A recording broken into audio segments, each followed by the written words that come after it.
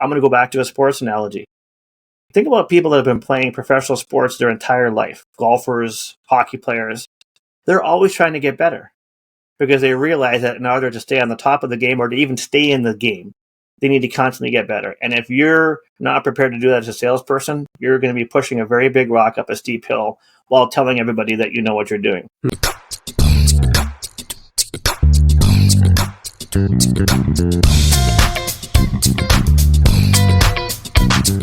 Welcome to the Sales Problem Podcast, where we talk everything sales, success, and personal growth. Thanks for joining us. Let's get growing. Welcome back to the Sales Problem Podcast, and welcome to Season 4. This is episode number 6. And today we've got Scott Donald on the podcast, and here is what we're going to give you. Do you have a system that you are following that's going to lead you to sales growth? Many people, salespeople, just do not have a plan. They do not have a system, and they aren't getting the consistent sales growth that they want. So today, we're going to try to change all that for you. I'm your host, Daniel Burns, and joining me is my co-host, the man who consistently brings the energy, the enthusiasm, and the excitement.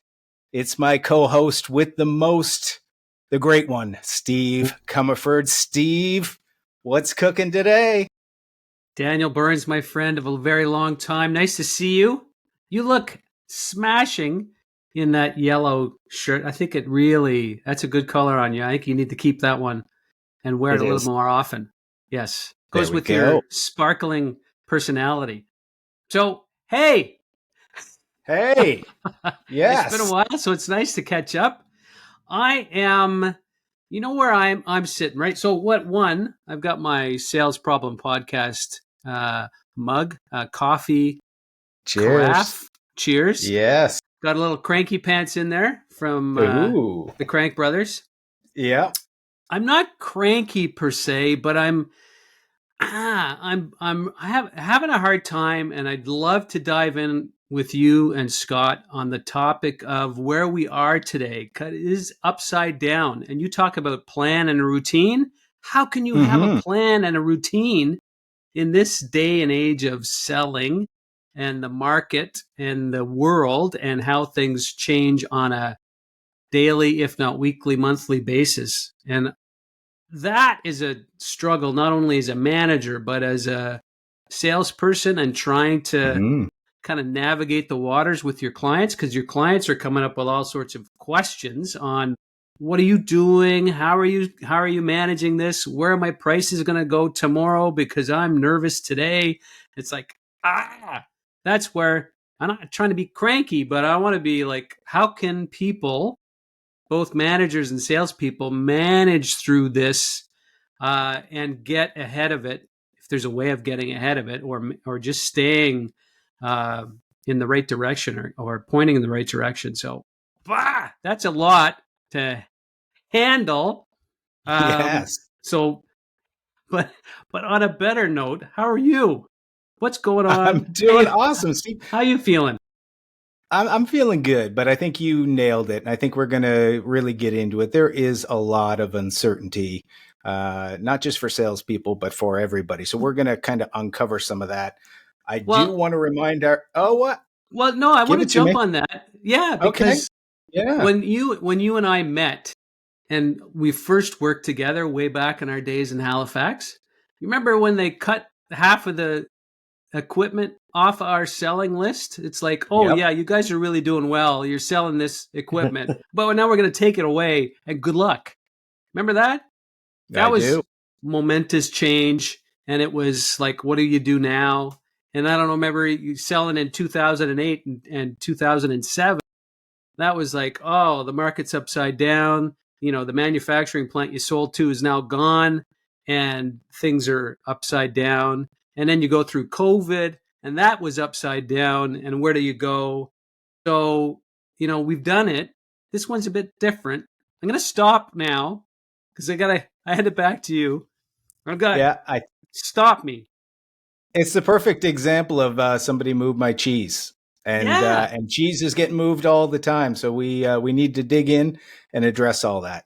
One thing that hasn't changed, Steve, is the great coffee that we've got in our Sales Problem Podcast mug. Just a reminder to our listeners, head on over to the Crank Brothers, get some Crank coffee and some Mama T's cookies. Put in the Sales Problem 15 and you're going to get 15% off both those great products sent directly to your door. And all we ask you to do is give a little thank you to Steve and I. That's it. Steve, you mentioned the yellow shirt. I wore it for a reason. Tomorrow is Easter.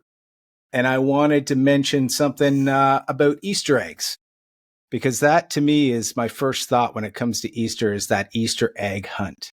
And all right, tell me more. To our listeners that Steve and I have put out over 35 Easter eggs. Easter eggs, sales insights, whatever you want to call it, but we've done 35 plus episodes, and each one of them you can hunt and find a little nugget of something in each one of them. There is insights. Steve, we had Yvette Raposo on, who was a Canadian boxing champion. We had Bill Cates, all about referrals. We had Larry Levine, selling from the heart. And today we've got Scott. There's insights hidden all throughout this podcast. So just want to encourage our listeners to go back. There's so many great episodes here with some insights that are rich and delicious, just like the Easter eggs everybody's going to find tomorrow. You follow me on that? I'm like, where's the chocolate? Let's go. All right.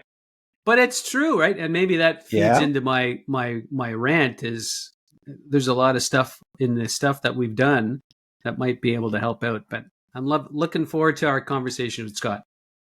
Okay, let's go. Listeners, I'm excited for today because we have Scott Donald on the show, and here is why we brought him on. Before I get into the bio, Scott has a podcast with Simon Harris and Rick Denley called the Sales Slap Podcast. I went on and they slapped the hell out of me. So I said, it's only fair, Scott, that you come on. Yeah. We throw you in the ring with me and Golden Gloves champion Steve, and we just, kind of beat you around a little bit today, take all the best insights out of you. But for our listeners, Scott Donald is the owner and president of SBD Growth Strategies, a firm dedicated to helping businesses and individuals achieve more through a focus on training and coaching to support sales growth and leadership development. With SBD Growth, Scott has worked extensively with sales professionals and leaders in many different industries across North America. Scott, welcome to our show. Are you ready to solve everyone's sales problems today? It wasn't until I heard you guys set this thing up, and now I'm pretty fired up. I'm ready to throw some punches. Awesome. So the first segment of our show, Scott, we always throw people into the kitchen, but we do like to kind of tweak it. Normally, we just ask for the ingredients to success to help all the people that are listening, but got thinking that in the kitchen, there's tools. And you got to have the right tools in order to get the right recipe and the right end result. And salespeople tend to have lots of tools. Is there anything you can think of that are tools for salespeople that you would say, hey, any sales superstar is going to need these ingredients, these tools to really get their best? Yep. So I like the setup. And I think the first tool, and it's funny right now, my wife is in the kitchen getting some stuff ready for tomorrow, and she's using a mixer. But we're not going to talk about a mixer today. But she's following a recipe, And recipe cards are equivalent to a sales game plan. So what does this mean? It's a process. You're following. So it talks about the ingredients, but you're following a recipe card that's going to increase the chances of you coming up with a successful creation. And I feel like too many salespeople, and I know from experience that we wing it. Yeah. We wing it without following a recipe card. So the first one is a recipe card. The second one is, I mentioned the mixer. So I'm going to say that, there are all kinds of great technology tools. And, when I've coached people in the past, I am quite often surprised how few of them actually have and use things like a CRM. they're using a Word document, they're using Excel spreadsheets. And there are all kinds of good ones. So I'm not going to propose one or the other, but I live in HubSpot and typically have 2 or 3 windows open all the time so I can be doing stuff in there. So a good technology utensil will make your life easier and allow you to interact and engage with your customers even better. And the third tool, I call this a sales cookbook. Right. So you've mentioned some big names. You mentioned Larry Levine. You mentioned Simon. I can tell that Dan, you've got books behind you. I've got some books behind me. There are so many great, I'll call them sales chefs out there. And you can read their sales cookbooks. You can follow them on LinkedIn and get all kinds of advice on how to be a great sales chef and whip up some delicious, successful recipes for revenue. Love it. Yeah. The recipe cards, the CRM, and the cookbook. What about, Scott, the salespeople that go, I've been cooking, I've been doing this job for 35 years. I know how to make a dish, and I eyeball it, right? I can just throw it in the pot, and I'm so good that I don't need any of that stuff because of the experience. Is there some truth to that, or is that generally them kind of convincing themselves that they're better maybe than they thought? No, I'm going to say no. So this is my personal experience, but also from following other folks. I started doing this, whatever you call this that I'm doing, in my late 40s. And that involved me doing a lot of LinkedIn learning courses and learning to read sales books and follow smart people on LinkedIn. And there's 2 things that I realized. Is that one, I did know more than I thought, having been selling for as many years, but I also realized that I had a lot to learn. And I think once you have that growth mindset and you realize that, yeah, you're pretty good, but what does it look like if you're 10% better or 15% better? And what can you learn from some of the great sales experts out there? What can you learn from listening to podcasts like the Sales Problem Podcast? Every little nugget or tidbit that you get makes you incrementally better and makes your job easier, makes you better able to help your clients. And listen, I'm all about energy management at my advanced age. I want to be able to be more successful with the same or less effort. So I'm going to say that the folks who say I've been doing this forever, I get it. I'm going to go back to a sports analogy. Think about people that have been playing professional sports their entire life, golfers, hockey players. They're always trying to get better because they realize that in order to stay on the top of the game or to even stay in the game, they need to constantly get better. And if you're not prepared to do that as a salesperson, you're going to be pushing a very big rock up a steep hill while telling everybody that you know what you're doing. I love that, pushing the rock up the hill. The hill never goes away, and you're always pushing a rock. So the easier you could do it, the better. The question then gets back to what's on my mind these days. But it's more specific to managers because, it's geared, a lot of what we talk about is geared towards salespeople. They're the majority of the listeners that tune into our show. But I feel we miss out on that opportunity to talk to managers or sales leaders, business leaders. And the recipe card that you're talking about sounds good, but if the platform changes on a wild basis and having to manage personalities and people on your team and still lead, how do you what's your recommendation, advice? How do you stay on that track as a manager? Specifically for the sales leaders themselves? Yeah.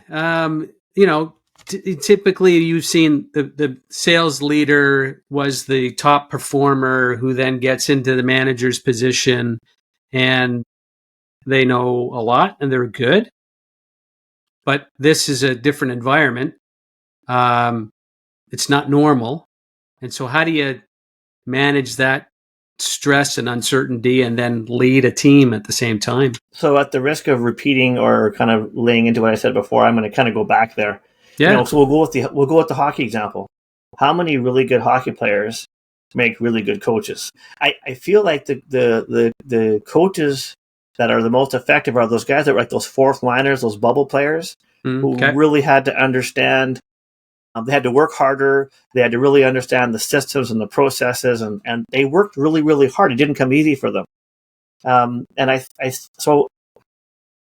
feel like the people that I follow on LinkedIn or the books that I've read, they are the sales professionals, we'll use that general term, who have, not accepted that they really get it, and they're continually and constantly learning, right? So again, they're reading books, they're following things on, and there's lots of good content out there about leadership. And I'm gonna go to I'm gonna shamelessly name drop Mike Weinberg, because he's written a couple books around sales leadership and talking about the skills that get you to be a good salesperson are almost exactly the opposite of the skills that it's going to take to be a leader of a team. It's no longer about you. You're no longer that lone wolf. You're now responsible for the 5 or 10 people on your team. And so the sort of the lone wolf mentality that may have made you really successful as a salesperson is probably going to be completely counterintuitive to the things you need to do as a leader.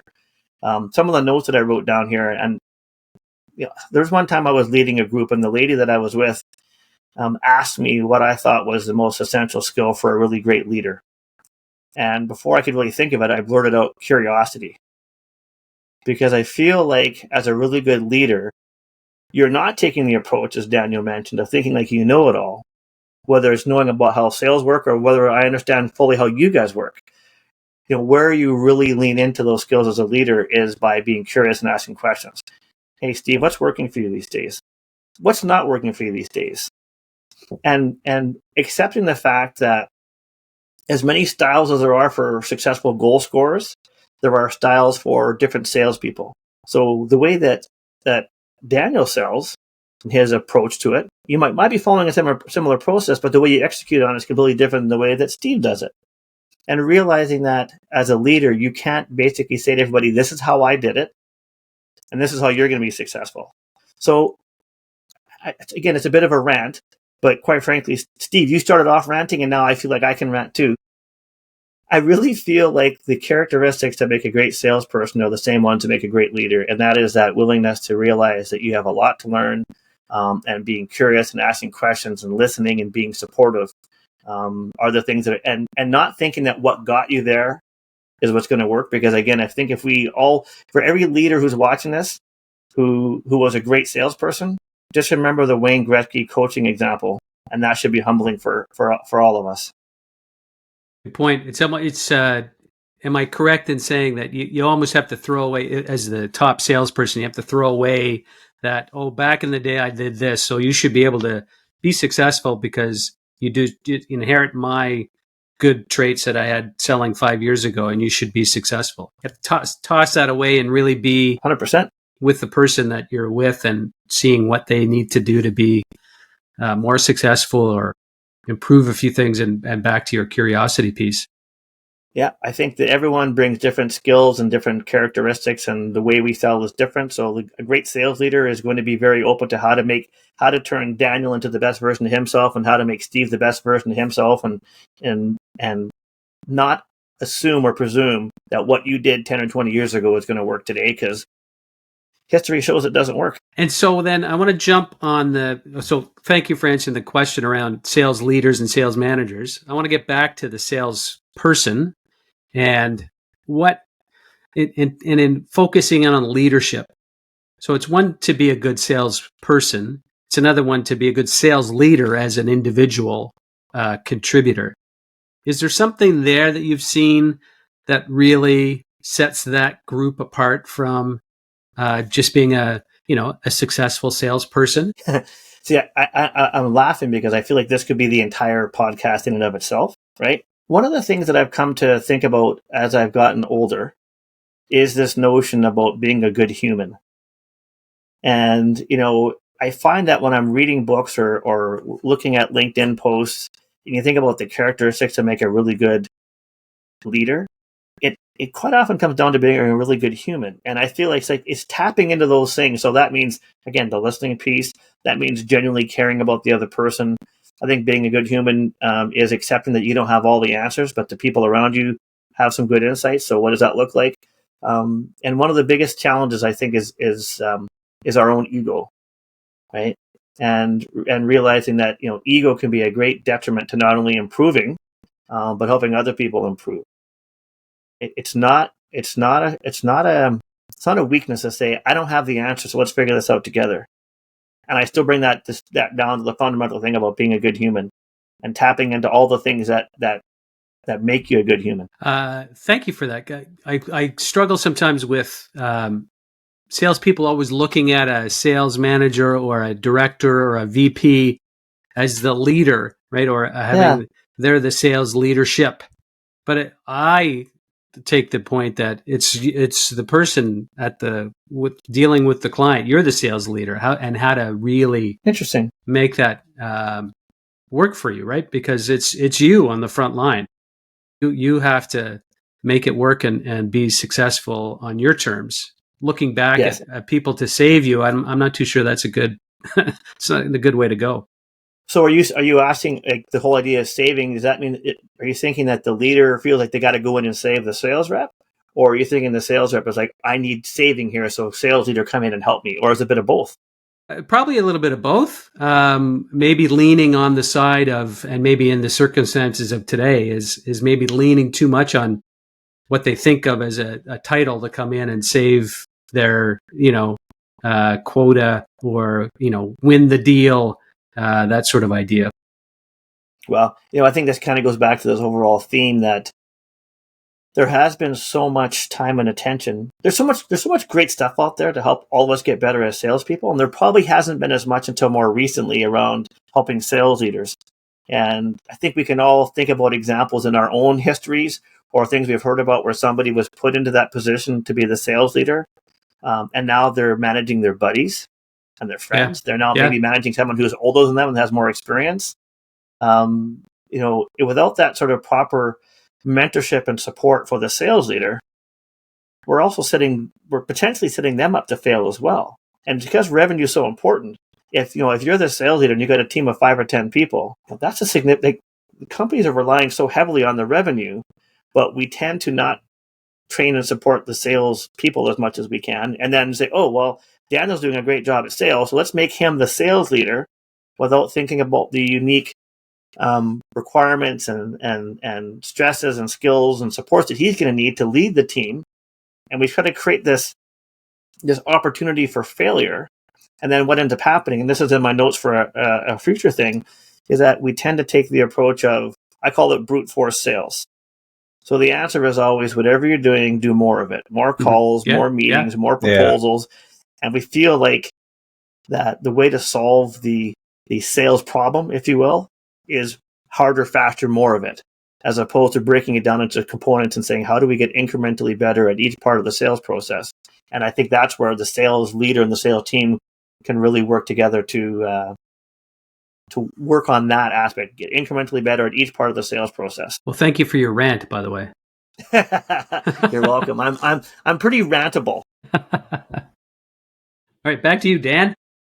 Yeah. So what came up for me, Scott, while you were talking is I got a message. Ranting? But I was ranting? Well, I think you had some great insights. I was picking them out anyways. I wrote a lot of notes, but somebody messaged me on LinkedIn the other day, and they were saying, you know what, I'm really struggling.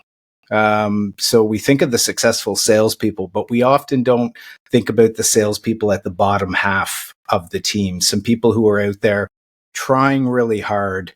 They want to be successful, but they're not up there, whether it's the things they're doing or the approach or the skills. What would you say is the biggest reason why salespeople are just not getting consistent results? They're not reaching their targets. They're not able to perform like others on the team. Again, how long do we have?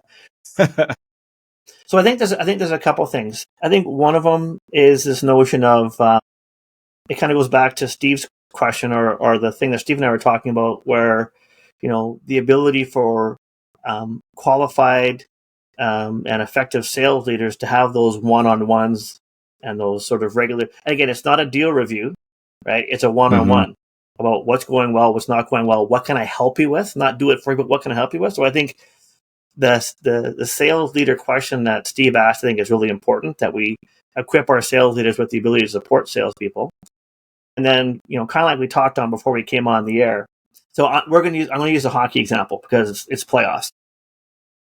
So imagine a scenario where you took 5 really, really talented hockey players they can shoot, they can skate, they're just exceptionally talented. And you just threw them on the ice and say, okay, guys, go score some goals and win us games. Go get us some sales. How well do we really think that's going to work? However, if you take those 5 exceptionally talented players and put a fantastic goalie behind them, because we know that the goalie is the most important position on the ice, but we're not here talking about that. But if we take those 5 players and we spend time with them on the X's and O's, defending in your own zone, the breakout, the neutral zone, all of those things, the X's and O's, and go over and over again. That's really the hard part of this, or the sales process, the sales game plan. And some salespeople and some teams are really, really good at the soft skills, right? So, things like the listening and the discovery and the emotional intelligence. And some are really, really, really systematic and have a defined sales process with scripts and the whole bit. But I think it's when you bring those two together and you have really skilled people. And again, you have to work at skills. You got to constantly practice. You got to constantly work at these things. And then skilled systems. And again, hockey teams are constantly practicing their X's and O's and their breakouts. When you combine those together, that's when you start to see the sales results. So I think, what are some of the things that salespeople can do? Well, one is to have those regular supportive one-on-one calls with their coaches. And then the second thing is to really be diligent about making sure that we're always incrementally getting better at the soft skills as well as the actual sales process itself. So you guys are familiar with the term like lean manufacturing.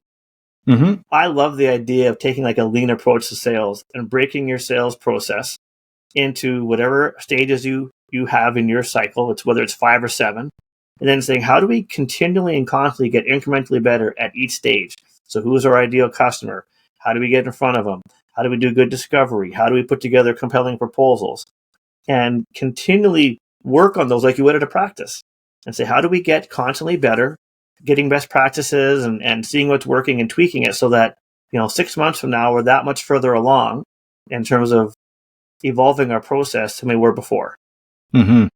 So soft skills, hard skills process, as well as the regular one-on-ones to see where everyone's at. I like that you mentioned, curiosity and just being a good human, because I think in the world of sales, when you look out there, a lot of people are focused on those hard skills. It's all about, how do you have more calls or get the right CRM system? When you look at hard skills versus soft skills, if you had somebody that was just looking to improve, where would you say you would put your time and focus to help that person? Is it on the hard side or is it on the soft side, or is that balance really the most important thing? I think the balance is incredibly important. And I'm almost tempted to flip it back to you guys because I'm sure you guys have lots of insights into this as well. So I'm going to try to answer the question. I think that there are individuals and organizations that, because of the nature of what they do, they're very process driven and they follow a process. But that process doesn't necessarily allow for, so here's the 5 questions you're going to ask during discovery. And so Daniel says something you think is interesting, but you're supposed to go to question 4 now that talks about ABC. Well, what curiosity and emotional intelligence tells you is like, oh, that's really interesting. Tell me what you're going to pull on that thread. Tell me more about that. What's the implication of that? What happens and who else is impacted when that happens? Well, that's interesting, right? This is why I feel like curiosity is a superpower in sales and in leadership. It's the ability. So would you guys agree? And I know it's one of the things that you guys brought up earlier is this notion of people in sales want to get to the demo or the presentation or the proposal. And it's my view that we tend to rush or skip over some of those early stages that are super important because we can't wait to do the song and dance about how great we are. And I did a video one time. So I ride a motorcycle and I have a buddy that's my marketing guy and he's got cameras and drones and whatnot. And I use the excuse to say that riding a motorcycle is like the sales process. So if I want to ride to a destination here in Manitoba, and we're very flat and straight, so it's boring. But if I want to go to a nice destination and I want to really enjoy my motorcycle, do I race there 80 miles an hour so I can get there? Or am I cruising along at a nice speed and enjoying the scenery and I see a road that I haven't seen before? I'm like, well, that's interesting. I'm going to go down this road and see what I can find down that road. And it's the journey to get to the destination, which I think is really, and I think that's the analogy that I would have for sales, is that even if you have a really defined sales process, if the customer presents a side road that looks really, really interesting, be curious and check that out, because you never know. Because my guess is the other sales reps that you're competing against are probably not going to pull on that thread or go down that road, and that's where the really good juicy nuggets are going to be.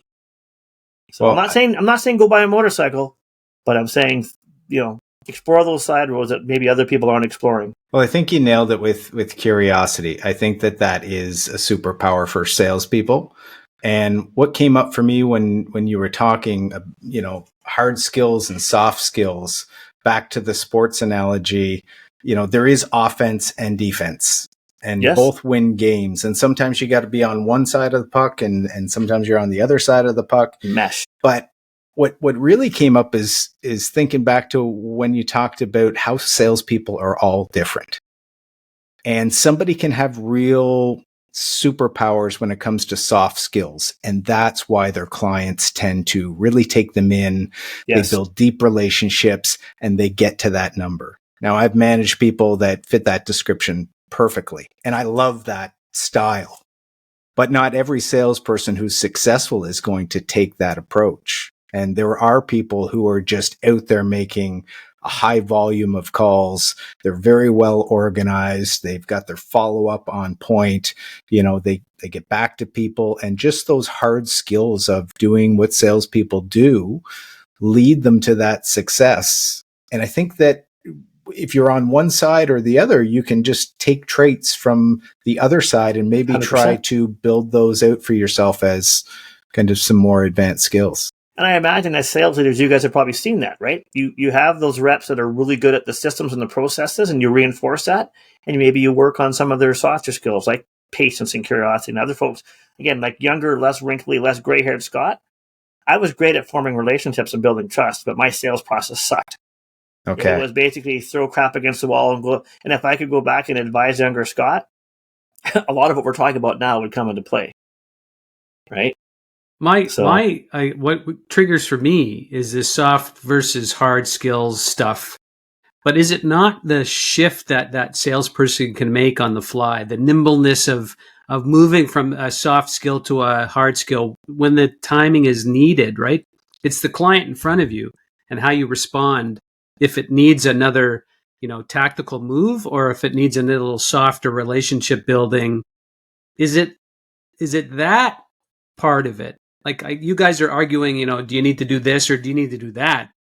Is it not just the flexibility of moving with the client where they are, and then looking at your sales pipeline to say, I need to shift a couple of things in to fill the top of my funnel, and I need to be a little bit more fluid with the bottom of the funnel and managing that off into a sale. What do you think of that, Scott? So are you saying it's not an or, but it's an and? I think it's an and when it needs it. When the client, when you need to shift the sale to a certain point, or you need to either get a no if this thing is dragging along. Just knowing where you are and how to shift gears to move things for you in the sales process. So what I like about what you're describing there, and I'm going to go back to younger, less wrinkly Scott again, is I think the one thing that I was very poor at was I was always head down and going. Yeah. Part of what you're describing is the ability and the intentionality of stepping back on a regular basis, whatever that is, and having those honest conversations with yourself about where things are at, what's realistic, what's not realistic, as opposed to just head down, going. And I suppose that's maybe where, a good sales leader can come in, to have those honest conversations and say, Steve saying to Scott, you know what, Scott, if I'm being honest with you, I think that you need to give up on these two here and maybe spend your time over here. What do you think of something? And collaboratively having that discussion. Because I think in a lot of cases, maybe I was left to my own devices a little more than maybe I should have. And it would be great to have a sales leader who was wrinkly and gray-haired, saying, you know what, here's what I'd like you to consider. And I think it was before we went live, you were talking about taking products away from you. And we've all had situations as salespeople where you have this territory, you have this account list, and then somebody wants to pull all those things away from you, and you're panicking about, oh, how am I going to make quota? And I look back now 10, 20 years later thinking, you know what, I wish that was done more collaboratively, because, you know, I spent a lot of time. So let's say, for example, that you guys were two of my prospects back in the day. Mm-hmm. And realistically, maybe Daniel was never going to buy from me, but maybe Steve was. But I like Daniel. Daniel's a good guy. We talk sports, we talk hockey, you know, we slap each other around, all that kind of stuff. Even though I enjoy spending time with Daniel, he's never going to buy from me. But I'm not willing to accept that, because I can't have that honest conversation with myself, or have that leader tell me. And think about how much time, and you know, one of the questions that's coming up here is about, you know, some of those advanced skills. I actually feel like one of the advanced skills that I think a lot of salespeople can benefit from, and I know I could have, and I'm still working on it, is that time management piece of, you know, Steve, Daniel, when you were on, you talked about, was it HPAs? Yeah. That's stuck with me. Because I feel like it's easy for us to convince ourselves that we're busy, but are we doing those high profit activities? Yeah, high payoff activities. High payoff activities, right? So again, I think that part of what you're getting at here, Steve, I think, is this notion of doing sort of taking regular stock of what you're doing, where you're spending your time, who you're going after, you know, what your sales process looks like. And just being able to pivot and adjust on the fly, as opposed to being head down, throwing stuff at the wall, and just using brute force to try to make your sales number, because that's a really hard way to make a living. And I know, because I did it. I probably would be less wrinkly and less gray haired if I had taken a bit more of a systematic approach to sales in my younger days. Well, on that, thank you, Scott. The one part I want to go back to was your motorcycle destination, maybe hitting side roads, and it gets to the earlier point around, you know, just rushing to the sale, right? Pitching too early and just wanting to get the sale done. And talk about curiosity, and that's great, but some people just aren't tuned to be curious. They just want to get the sale done. They got a quota to hit at the end of the month.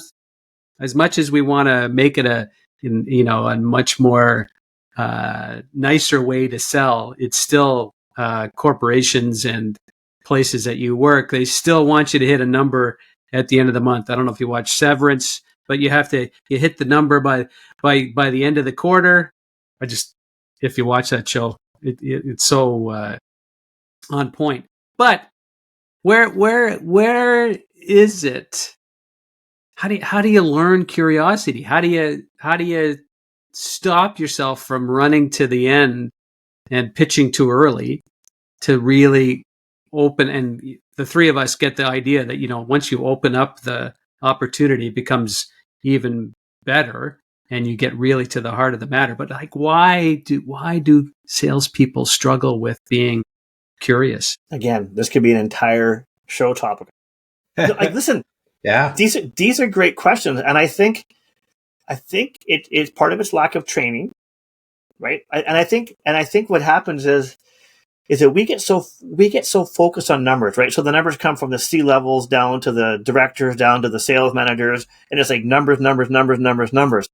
So, you know, I think maybe I'll give an example that if you're tracking KPIs around activity and activity alone, and actually someone told me the story just last week about how, you know, they were required to do so many, they had to hit certain numbers, and the really good salespeople were adept at giving the sales leaders in the company what they wanted.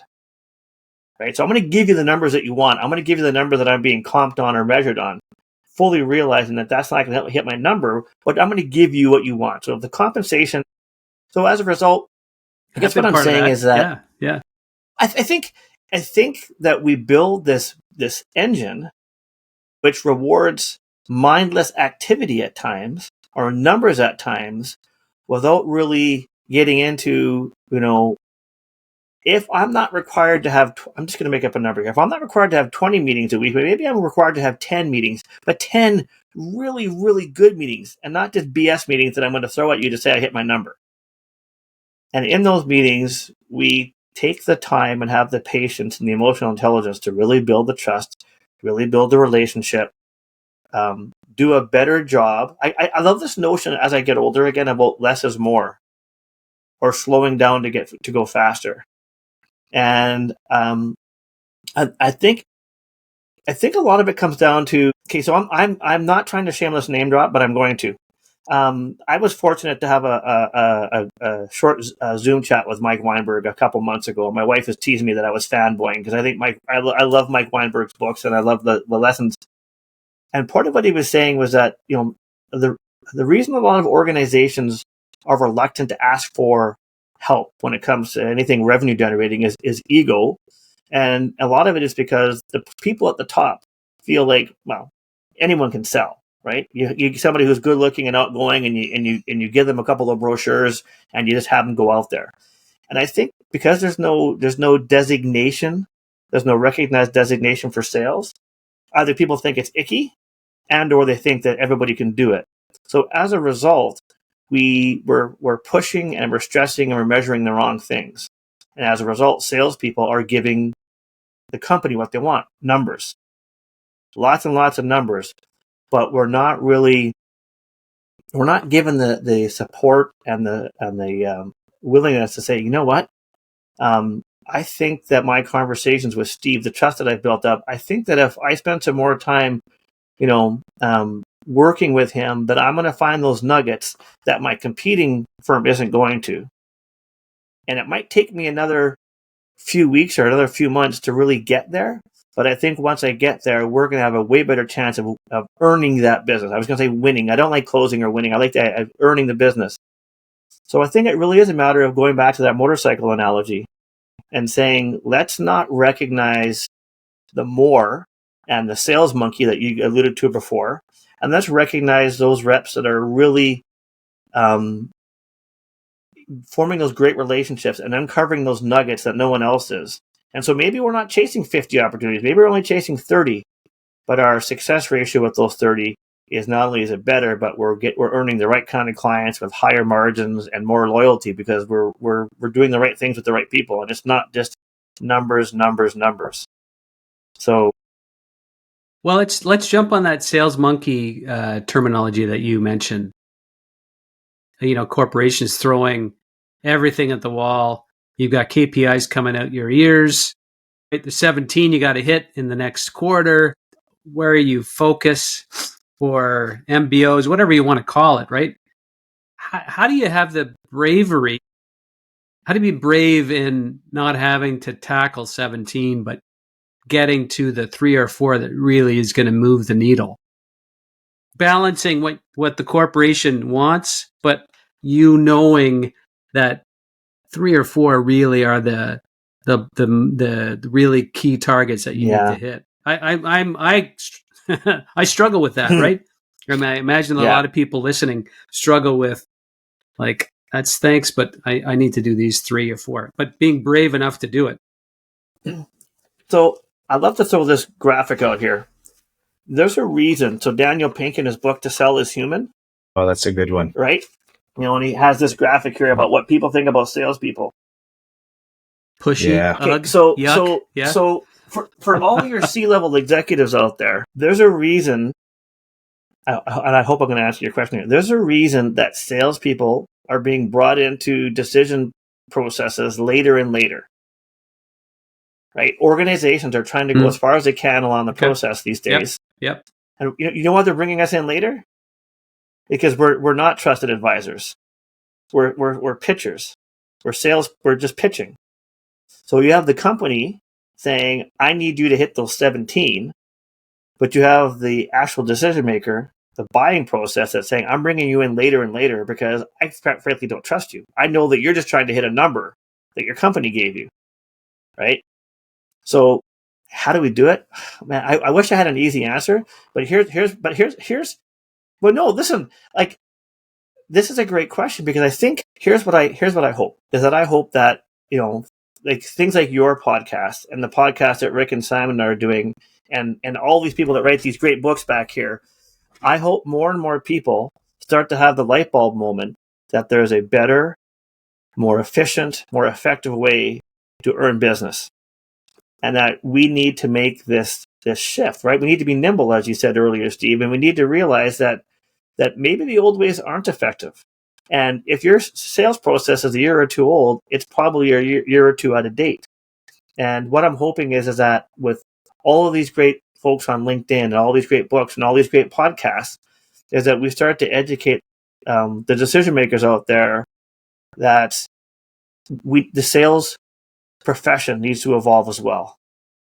And until we're willing to recognize and support that the numbers that we're asking for and the methodologies that we're preaching aren't working, like unless your team is consistently hitting your numbers and you're doing it in a short sales cycle with high margins and your sales turnover is low, you have an opportunity to improve what you're doing in your company from a sales perspective. And I just hope that there are more and more people out there that realize that, there is a better. Let's stop pushing a big rock up a steep hill. And if we're going to put time and attention into all these other parts of our company in terms of operations and engineering and finance and all these things, let's put the equivalent time and attention and energy into evolving and building a great sales team and a great sales process. And I think that's how we make the shift. I'll add one piece and then hand it over to you. And it's a good segue for Dan. But I would add that having a good partner with you as either a manager or as a sales leader, and being able to decipher the magnitude of KPIs that you get, if the two of you can then, as your team or your partner and your colleague, if you can decipher that and then focus your team, I think that's a key part of being a manager. It's worked for Dan. It's worked for Dan and I because we get all these crazy things come at us. It was like, okay, well, 4, 6, 7, 8, and 9 are not going to work for us. So let's focus in on 1, 2, and 3, and then we're going to have to push back on the other ones. And it's, in having a good partner, and it's worked with Dan and I think is another key part of, building a successful sales team and sales number. Yeah. So this goes back, just very quickly, Steve, this goes back to your comment about sales leaders again and how important that role is. Yeah. Because they can champion the sales team and they can be the ones that can have those hard conversations with further up in the organization to say, listen, this is what it's going to take for us to hit our number. And give us the grace and the space to use our experience and our successes to make this happen. So yes, it does come back to the coach of the team. Mm-hmm.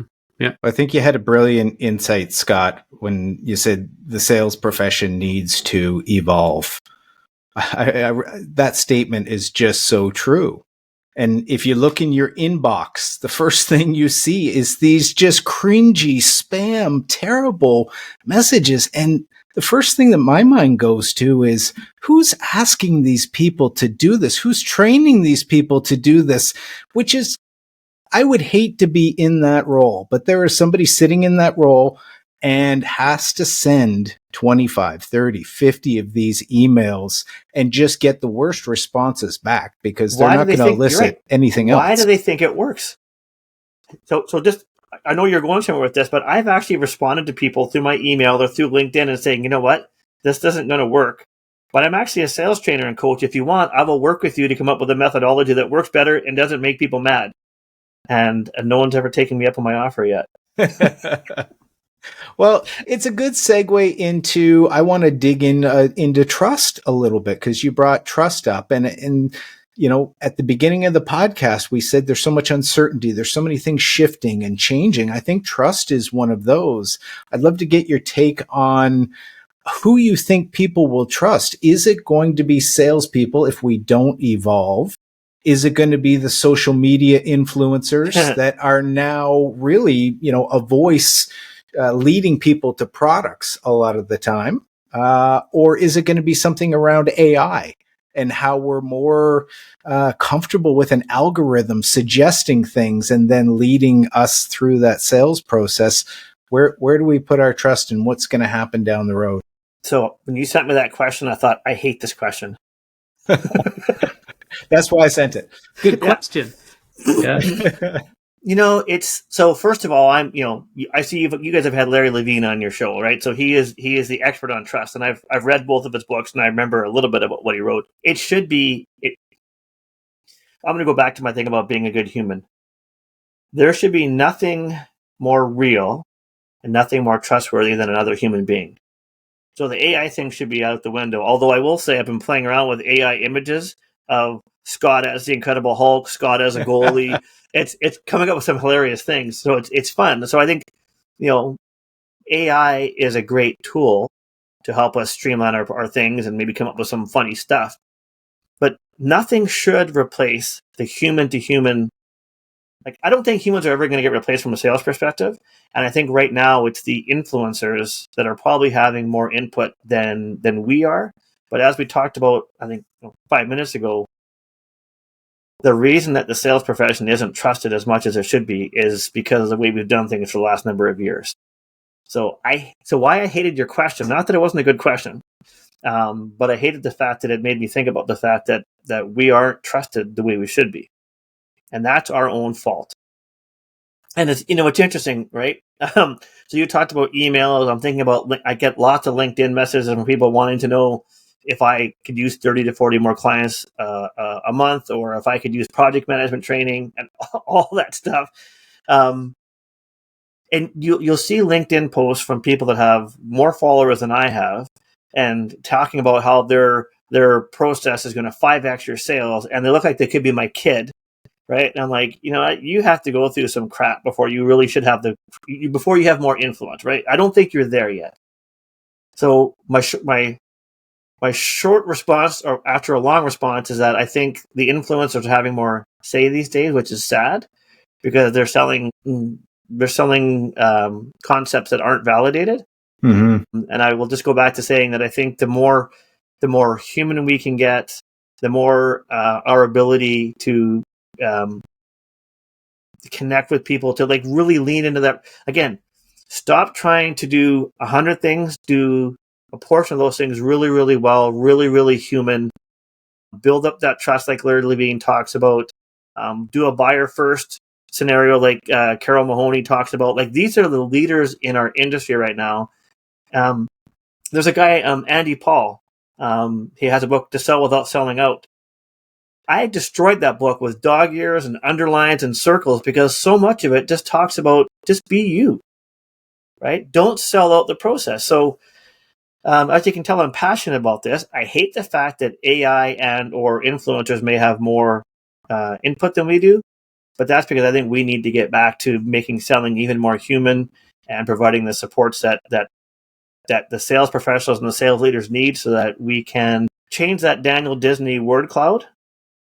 And that we can start to see the industry realize that in order to make intelligent decisions, I need to bring the trusted advisors in earlier into the process, instead of us being, moving towards an RFP world where salespeople are responding to RFPs and not having real conversations with real people. I love your perspective on this. And I think you're right that we need trust there. We need salespeople to evolve to earn that trust. I think when it comes to social media influencers, maybe there's the opposite side of things, that people are searching for authenticity and vulnerability. And when those influencers open up their lives and say, I'm not trying to sell you anything, just, follow me and all the things I'm doing, and they're really letting you behind the curtain into their lives, people are craving that. And that's why they build these massive followings, and then they've earned the trust of people without even having been in front of them. I if you can agree 113%, I do.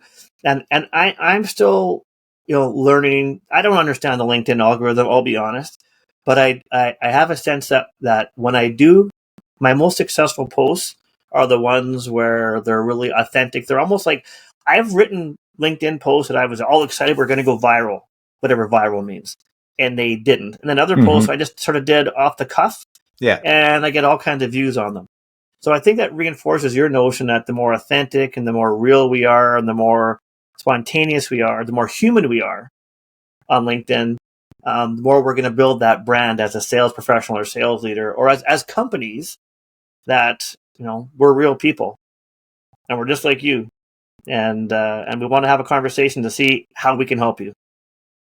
Not sell to you, but how we can help you. Scott, we have enjoyed all the insights. Where can our listeners find out more about you? So 2 things. When you said about, you said it very Canadian there, so I appreciate that. I heard a little hint of it. Yeah. I'm on LinkedIn, so Scott Donald, SBD Growth Strategies on LinkedIn. I apologize now because I do post every day, but that's the best spot to find me and to see what I'm all about, and hopefully laugh at a few of my posts. Nice. Steve, final thoughts on today's podcast? Well, I really like this Scott guy. One, because we talked hockey, which was good. We talked goalies. We went before this. We were talking about Rogie Vachon. I was a big Bernie Perrin fan. Okay. Growing up, I played road hockey. Was either I was Rogie and Nets or Bernie, one of the two. Were you really? Yeah. I was a forward. I played center and stuff like that. But whenever I played net, so yeah, that was it. So, but I Scott, I valued your answers and your input and advice around. It's complicated today, especially, and that leadership, management, how to navigate through all that. I think your insights today were bang on, and I appreciate the advice. And I hope, and to Dan's point, I hope this little Easter egg that we kind of set up today is something that our listeners are going to enjoy. I think there's a lot there that they can really take something from. I hope so too. That's why we're here, right? That's why we're doing it. I think so. Yes, that was the game. That's the game plan. Yeah. Guys, I'm not going to make them hunt. All they have to do is come to the end of this podcast. Here's all the insights, all the eggs that I collected today. Follow a recipe for success. I love that. Less is more. Don't rush to the end of the sale. If you're on that motorcycle, just take your time getting to the destination. You don't have to, hit the gas and get there early. Curiosity is a superpower. I love this one. Just be a good human. So much of sales is just being a good human. Agreed. And the sales profession needs to evolve. So many great insights there from our guest, Scott Donald, today. Scott, you've helped us solve the sales problem. You've given our listeners some knowledge they need to thrive and succeed. You've helped them grow by enhancing what they know. Listeners, don't forget, we love you. Thanks for listening. Send this episode to a friend anywhere across the world. And until the next episode, just keep building the best version of